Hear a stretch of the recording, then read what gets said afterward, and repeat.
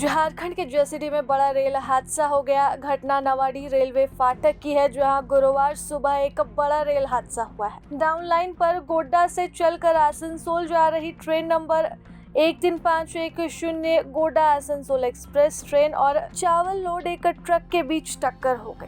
टक्कर इतनी जोरदार थी कि अप और डाउन लाइन दोनों ही बुरी तरह से प्रभावित हुई। घटना सुबह करीब 9:48 की बताई जा रही है। प्रत्यक्षदर्शियों की माने तो फाटक पर सुबह के समय भारी ट्रैफिक था।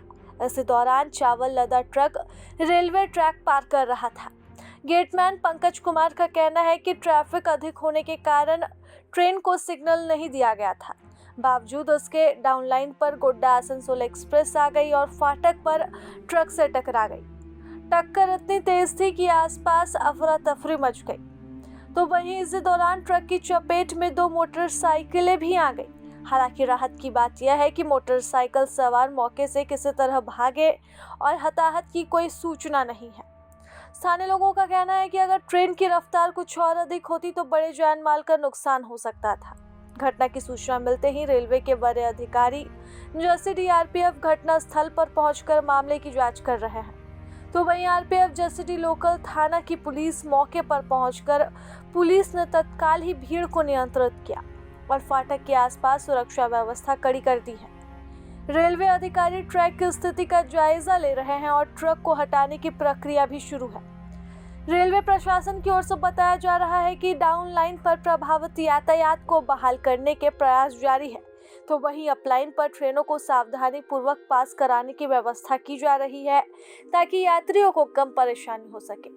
फिलहाल इस घटना को लेकर रेलवे स्तर पर जांच शुरू कर दी गई है। गेट संचालक, सिग्नल व्यवस्था और ट्रक चालक की लापरवाही, इन तमाम ही बिंदुओं पर जांच की जा रही है। हालांकि फिलहाल प्राथमिक जांच के आधार पर कुछ भी कहना नामुमकिन समझ में आ रहा है, क्योंकि अब तक किसी की एक गलती पर भी निष्कर्ष पर नहीं पहुंचा जा सकता है। शुक्र मनाने वाली बात ये रही कि कोई बड़ा हादसा नहीं हुआ और बड़ा हादसा होते होते टल गया।